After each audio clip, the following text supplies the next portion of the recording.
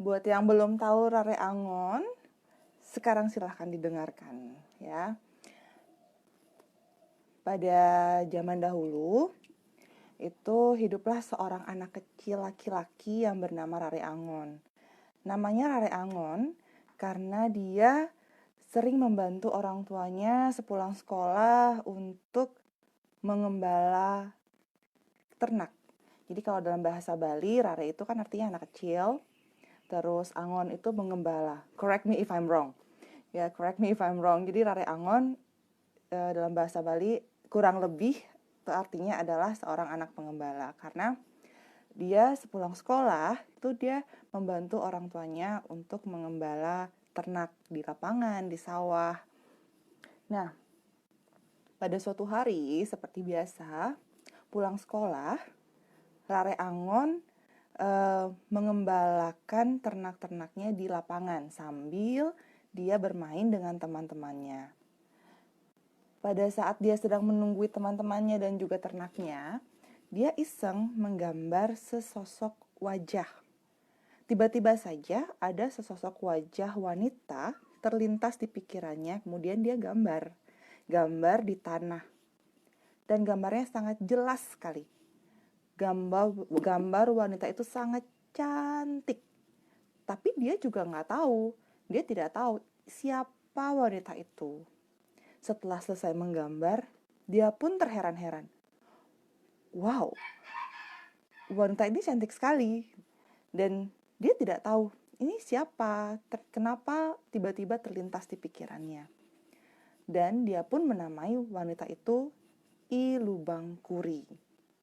Lubang Kuri namanya. Terus setelah dia menggambar, dia tidak menghapus gambarnya karena sayang kan, cantik banget ini wanita ini, sayang untuk dihapus. Jadi dia biarkan saja gambar itu dan dia kembali untuk bermain bersama teman-temannya. Saat dia sedang bermain, tiba-tiba penguasa di daerah tersebut, ya kita sebut saja raja daerah tersebut, datang ke lapangan dan melihat gambar si Rare Angon. Raja itu seketika terpesona melihat cantiknya wajah yang digambar oleh Rare Angon di atas tanah. Dia kemudian bertanya kepada anak-anak yang sedang bermain di sekitar situ. Hei anak-anak, kalian tahu tidak siapa yang sudah menggambar wanita cantik ini? Tanya sang raja. Anak-anak itu langsung menunjuk Rare Angon. Sang raja kemudian bertanya pada Rare Angon. Hei kau Rare Angon, siapa nama wanita cantik yang kau gambar ini? Maaf Paduka, namanya adalah I Lubang Kuri. Siapa wanita ini? Di mana tinggal? Di mana rumahnya? Di mana aku bisa menemui wanita cantik ini? Tanya sang raja. Si Rare Angon bingung. Ini siapa perempuan ini tiba-tiba saja muncul? Sekarang gue tanyain sama raja. Dia menjawab masih dengan sopan. Maaf Paduka, hamba pun tidak tahu siapakah wanita cantik yang sudah hamba gambar. Karena tiba-tiba saja wajah wanita itu terlintas di pikiran hamba. Raja tidak percaya. Hah, bohong! Kau harus menghadapkan dan menghadirkan wanita cantik ini, I Lubang Kuri ini ke hadapanku. Jika tidak, nyawamu yang akan aku ambil. Ancam sang raja. Rare Angon bingung.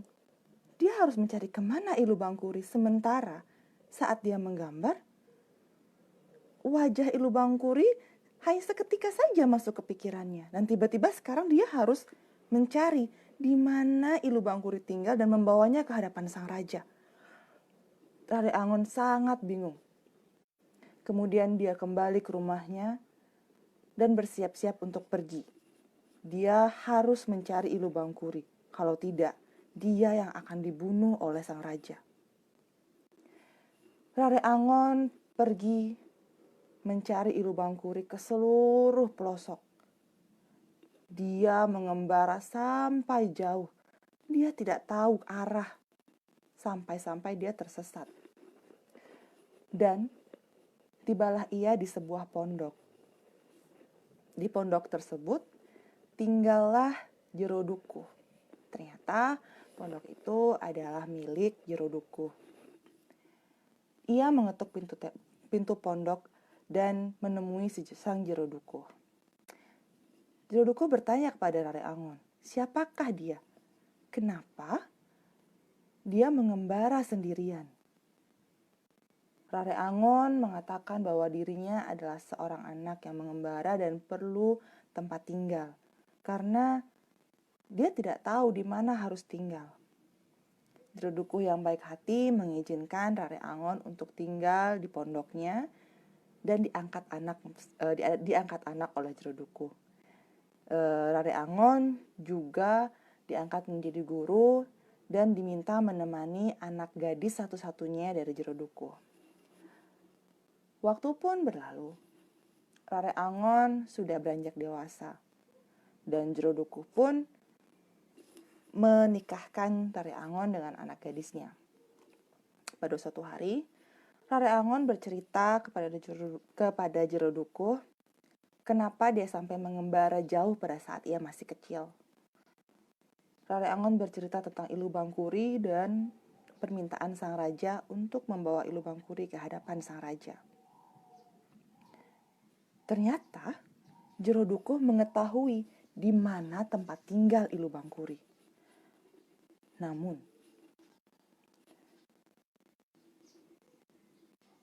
jalan untuk mencapai rumah Ilu Bangkuri sangat jauh, terjal dan berbahaya. Ilu Bangkuri ternyata tinggal di puncak gunung yang harus melewati hutan terlebih dahulu, dan di hutan itu dijaga oleh berbagai macam binatang buas dan juga raksasa. Rare Angon mulai bingung. Apa yang harus aku lakukan? Sementara jarak ke rumah Ilu Bangkuri sangat jauh dan berbahaya. Tapi Jerodukuh menenangkan Rare Angon. Tenang saja anakku Rare Angon. Aku mempunyai pusaka berupa manik-manik yang akan aku berikan padamu sebagai bekal di perjalanan. Ada beberapa manik-manik yang akan aku berikan. Dan ada satu manik-manik yang hanya boleh kamu pergunakan saat keadaanmu benar-benar terdesak. Pesan Jerodukuh. Kemudian Jerodukuh menyerahkan banyak manik-manik kepada Rare Angon. Di antaranya adalah manik sesirep, manik tiing, manik blabar, dan terakhir adalah manik atma. Manik-manik yang paling ampuh dan hanya boleh digunakan saat keadaan benar-benar terdesak. Keesokan harinya, berangkatlah Rare Angon mencari Ilu Bangkuri. Ia melewati jurang, hutan yang sangat lebat. Belum lama ia memasuki hutan. Tiba-tiba, dari balik pepohonan terdengar suara langkah kaki yang sangat banyak. Dan tiba-tiba Rare Angon dihadang oleh segerombolan harimau yang sangat ganas dan garang. Harimau-harimau itu siap menerkam Rare Angon. Rare Angon mundur. Dia merasa terancam dan ketakutan. Lalu, apa yang dilakukan oleh Rare Angon? Dia mengeluarkan manik sesirep dari kantongnya. Dia punya kantong, dari kantongnya. Kemudian dia melemparkan satu manik sesirep ke arah para harimau yang siap menerkamnya itu. Ternyata setelah dilempar, harimau-harimau itu langsung tertidur. Ampuh juga ya manik sesirap ini. Mungkin bagi teman-teman yang insomnia bisa mencoba mencari peruntungannya dengan manik sesirap ya. Enggak, cuma bercanda. Kemudian dia melanjutkan perjalanan lagi.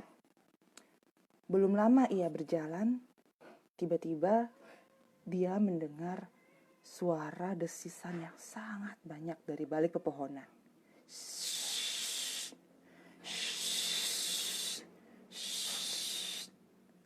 Rare Angon berhenti. Dia melihat ke kiri dan ke kanan. Suara desisan itu semakin keras. Rare Angon mundur. Tapi ada suara juga dari arah belakangnya. Dia menoleh ke arah belakang. Dan ternyata dia sudah dikepung dan dilingkari oleh banyak sekali ular berbisa. Dia ingin lari, tapi di depannya banyak ular berbisa. Dia menoleh ke belakang, ular-ular itu pun ada di belakangnya. Ada ratusan ular yang mengepungnya pada saat ini. Rare Angon menenangkan diri. Dia menarik nafas dan kemudian mengambil lagi manik sesirap dari kantongnya dan melemparkan ke arah ular-ular tersebut. Sama halnya dengan harimau-harimau tadi. Ular-ular itu setelah dilempar oleh Rare Angon tertidur. Kemudian Rare Angon melanjutkan perjalanannya dengan lebih santai. Dia berpikir, macan bisa. Oh, ular juga bisa. Dengan tenang dia berjalan. Tapi dari kejauhan terdengar suara debam langkah kaki yang sangat besar dan mendekat dengan sangat cepat. Bum, bum, bum. Menelisik di antara pohon-pohon, dan saat suara itu datang, suara-suara binatang hutan berhenti. Rare Angon berhenti, melihat ke sekelilingnya. Bum, bum, bum. Fee, fi, fo, fum. I smell the blood of an...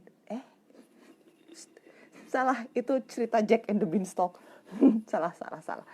Dan ternyata suara itu adalah suara langkah kaki dari sepasang raksasa yang sangat besar. Rare Angon dihadang oleh dua raksasa yang sangat besar. Dia mundur. Kemudian dia melemparkan lagi manik sesirap yang masih tersisa di kantongnya.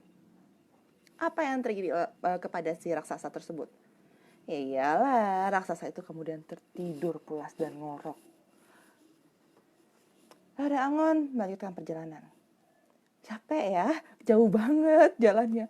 Singkat cerita, Rare Angon pun menemukan pondok Ilu Bangkuri. Sampai di sana, ia bertemu Ilu Bangkuri dan menyampaikan maksud serta tujuannya menemui Ilu Bangkuri.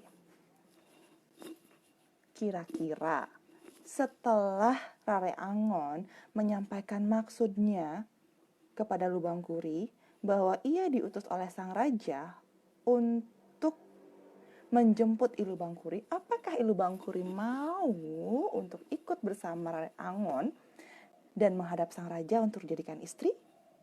Mau nggak kira-kira? Jawabannya iya. Ilu Bangkuri dengan senang hati menerima tawaran Rare Angon dan menerima ajakan Rare Angon. Iya iyalah raja gitu loh yang mau sama dia. Ternyata memang benar. Ilu Bangkuri itu adalah wanita yang sangat cantik. Sangat cantik.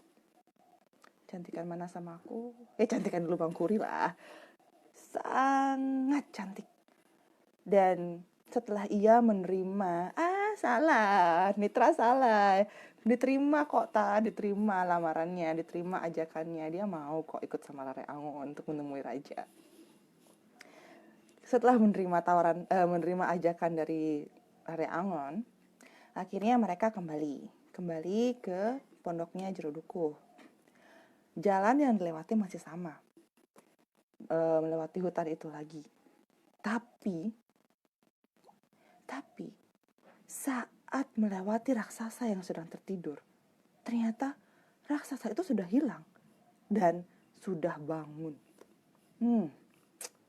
Apa yang terjadi? Ternyata raksasa itu ada di belakang Ilubangkuri dan Rare Angon. Mereka kaget lalu berlari sekencang-kencangnya.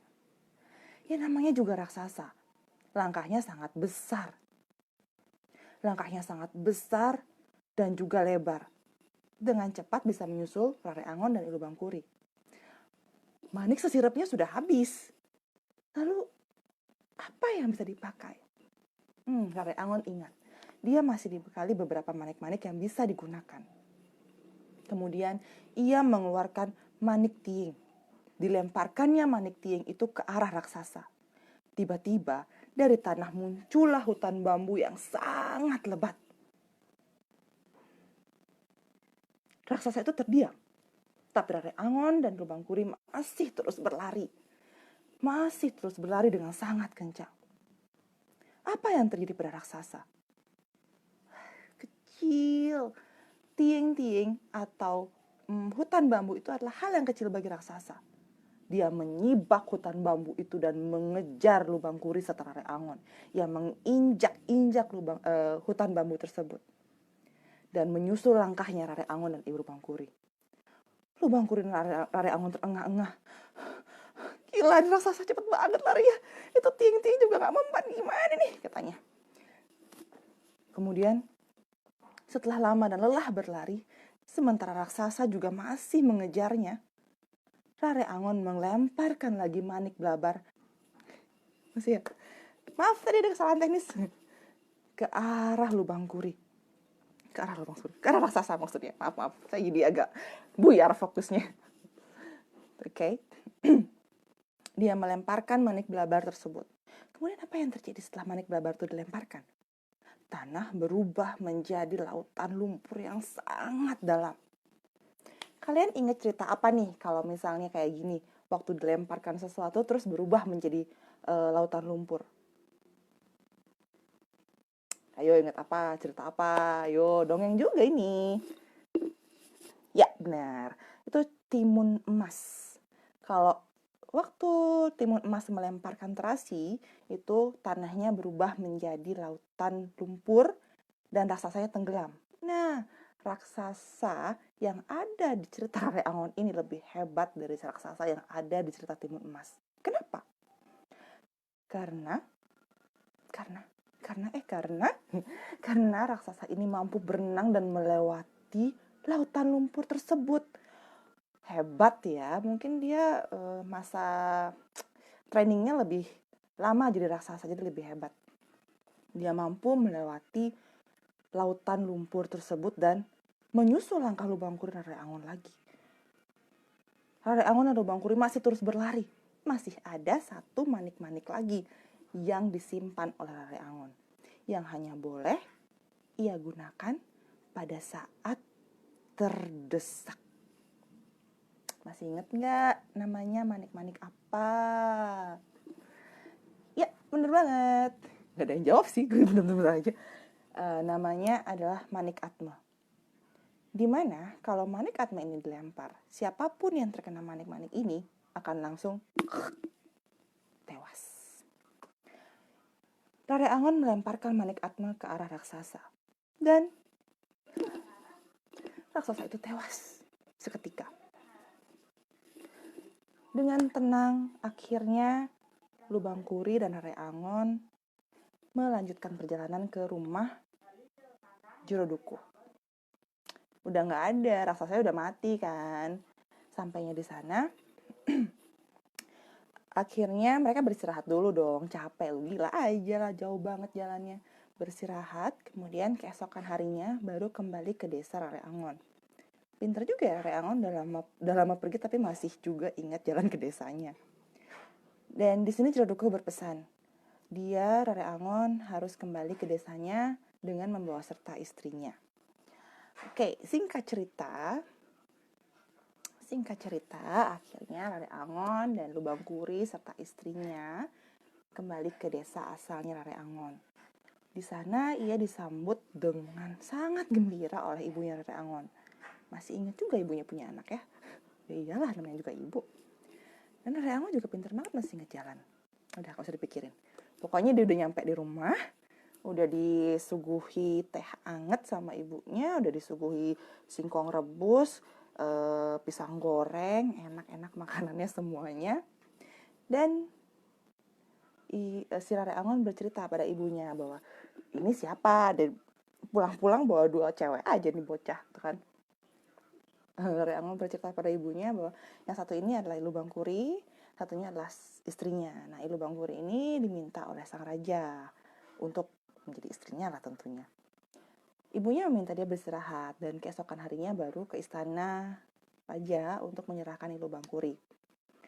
Kemudian, sudah malam, tidur, udah. Akhirnya pagi, si Rare Angon berangkat ke istana untuk membawa Ilu Bangkuri ke hadapan sang raja. Apa tanggapan sang raja? Sang raja tentu senang sekali ya. Sang raja merasa sangat senang. Ternyata memang ada wanita cantik yang bernama Ilu Bangkuri. Tidak sia-sia dia mengutus Rare Angon untuk mencari Ilu Bangkuri ini. Sampai bertahun-tahun, sampai akhirnya dia nikah dan balik lagi, itu lama banget. Dan setelah menyerahkan Ilu Bangkuri, Rare Angon pulang. Tapi, apakah cerita akan berhenti sampai di sana? Tidak. Sang raja merasa terancam oleh Rare Angon. Kenapa? Karena sang raja merasa Rare Angon lebih sakti dari dirinya. Karena dia bisa mendatangkan Ilu Bangkuri yang mungkin itu mustahil bagi orang biasa ya. Raja merasa terancam dan membuat sebuah siasat. Bagaimana caranya mengenyahkan Rare Angon dari muka bumi. Bagaimana kira-kira? Sang raja mengutus utusannya untuk menjemput Rare Angon keesokan harinya. Saat Rare Angon menghadap raja kembali, raja meminta Rare Angon untuk mencari harimau. Bayangin, harimau. Harimau itu akan dijadikan peliharaan oleh sang raja. Ya sultan ya, boleh-boleh aja melihara apa aja. Suka-suka dia. Rare Angon diminta oleh sang raja untuk mencari harimau untuk dia pelihara. Rare Angon menyanggupi, tapi dia pulang dengan bingung dan juga sedih. Sampai di rumah, dia duduk lesu. Lalu istrinya menghampirinya.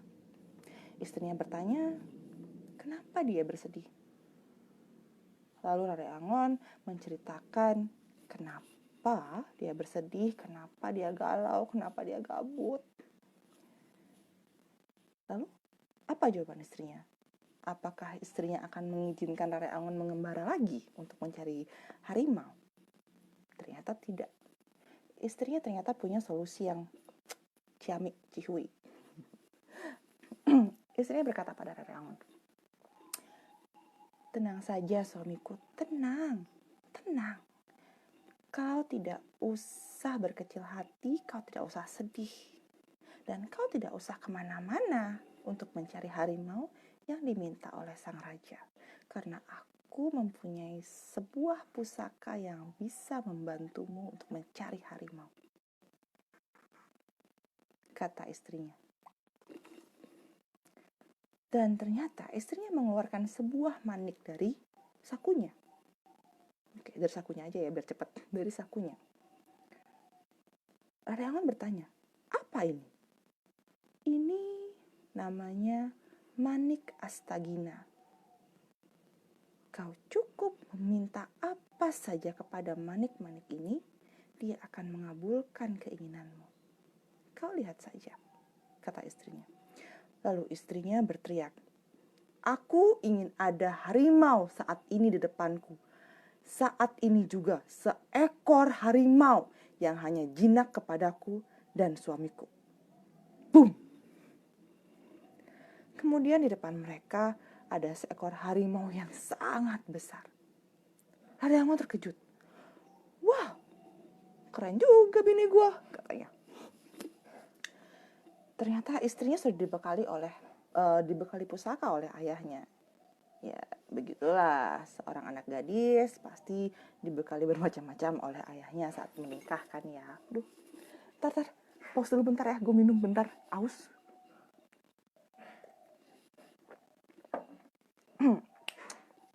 Oke, harimau sudah depan mata nih. Akhirnya, Rare Angon membawa harimau tersebut ke istana.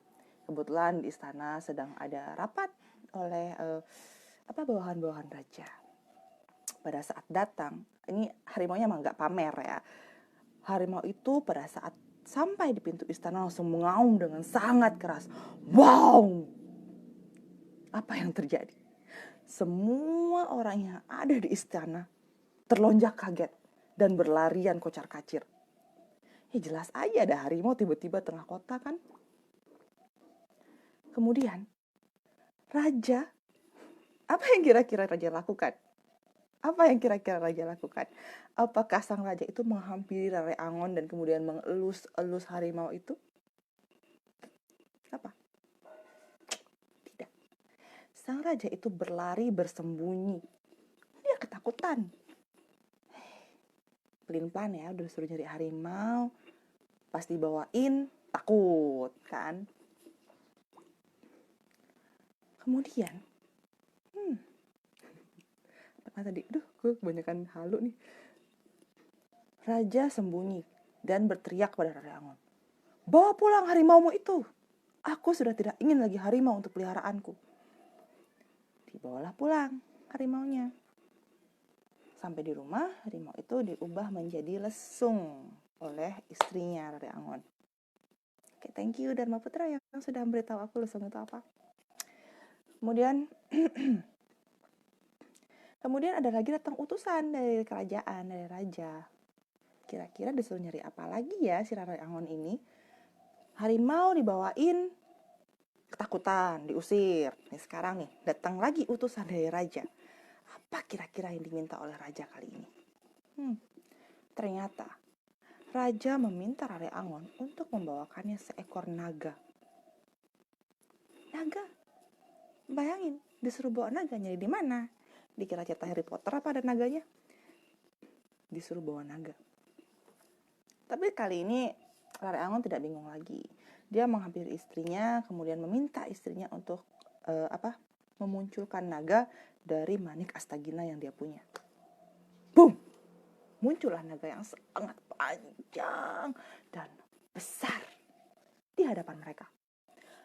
Naga itu sangat panjang, sehingga warga menjadi takut dan bersembunyi di rumahnya masing-masing. Belum beberapa langkah, naga itu sudah sampai di depan istana. Lagi, saat naga itu muncul, semua penghuni istana pada berlarian. Takut, bersembunyi. Raja? Ya jelaslah juga sembunyi. Sang raja yang meminta Rare Angon membawakan naga pun sembunyi. Dia bersembunyi di dalam istana. Kemudian, dia mengusir Rare Angon lagi. Rare Angon bingung. Apa sih maunya sang raja? Dia masih belum sadar kalau semua daya upaya yang dilakukan oleh sang raja hanya untuk mengenyahkan dia dari kerajaan. Hanya untuk membunuhnya. Apakah raja berhenti sampai di situ? Setelah harimau, naga, apakah sang raja berhenti? Tidak. Kali ini sang raja meminta hal yang tidak sebegitu imajinatif ya. Kalau naga itu kan masih sangat imajinatif. Dia meminta tawon beserta sarangnya untuk dibawa ke istana. Tawon ada sarangnya lengkap dengan madu dalam sarangnya. Repot banget nih raja ya. Kemudian panas. Apa? Kemudian ya gampang lah ya, dengan manik Astagina si Rare Angon sudah bisa mendapatkan sarang tawon yang besar berikut tawon-tawonnya. Kalau dia bawa ke istana nih, wah kalian bayangin aja, ada tawon, ada sarangnya, terus suaranya pasti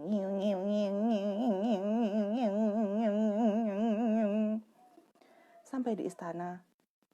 Tawon-tawon itu boom, Dia mengitari seluruh istana dan menyengat sang raja.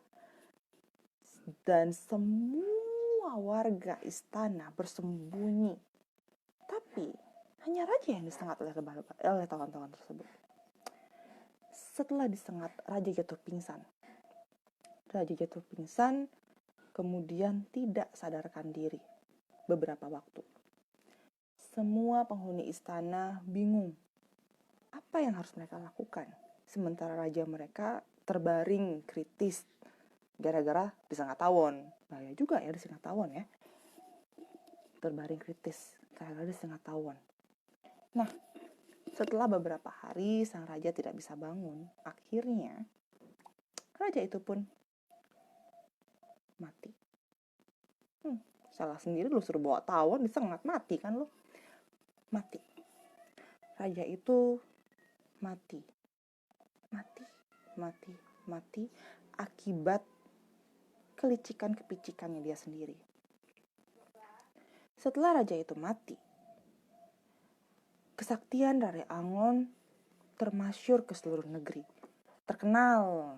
Kalau sekarang ada YouTuber, nih nggak ada YouTube juga dia terkenal Rare Angon karena dia sakti. Bukan karena karena dia berhasil membunuh raja, enggak. Karena kesaktiannya itu bisa memunculkan banyak sekali binatang-binatang ya. Kemudian diangkatlah dia menjadi raja di kerajaan tersebut.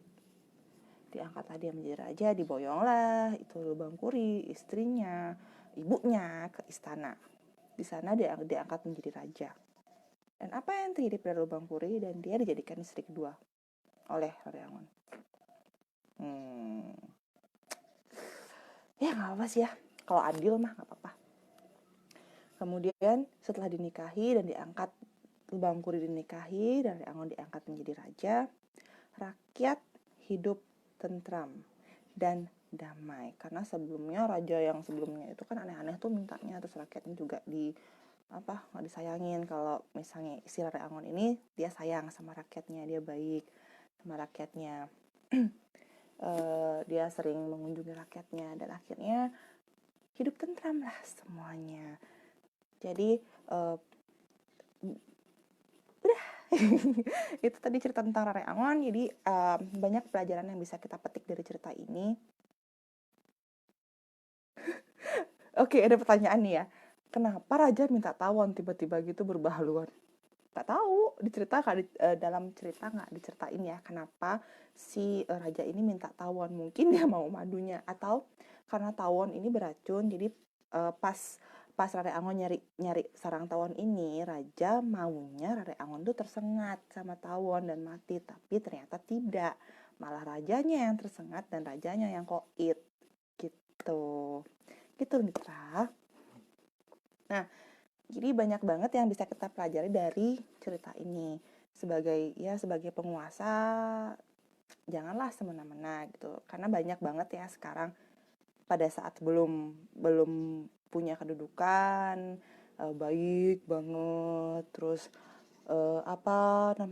sering berbagi, tapi saat punya kedudukan semena-mena, terus semau gue, nggak dengerin rakyatnya. Banyak yang begitu sekarang. Ya, jadi kita sebagai rakyat juga harus pintar-pintar memilih pemimpin gitu. Dan Rare Angon juga bukan orang yang gampang menyerah. Jadi dia berusaha mencari dan berusaha sekuat tenaga untuk mendapatkan apa yang dia tuju gitu, walaupun melewati hutan segala macam, dan walaupun agak-agak ceritanya ya itulah dia cerita Rare Angon dari saya. Sudah selesai. Terima kasih teman-teman yang udah dengerin. Keringetan lain, ya ampun, tisu aing mana ya? Mungkin teman-teman mau bilang sesuatu bisa ketik di kolom komen. Maaf jika ceritanya nggak jelas, cara penyampaiannya nggak jelas. Maaf, dan jika ada yang tersinggung dengan cara saya bercerita dan dari cerita saya mohon maaf banget. Enggak bermaksud seperti itu.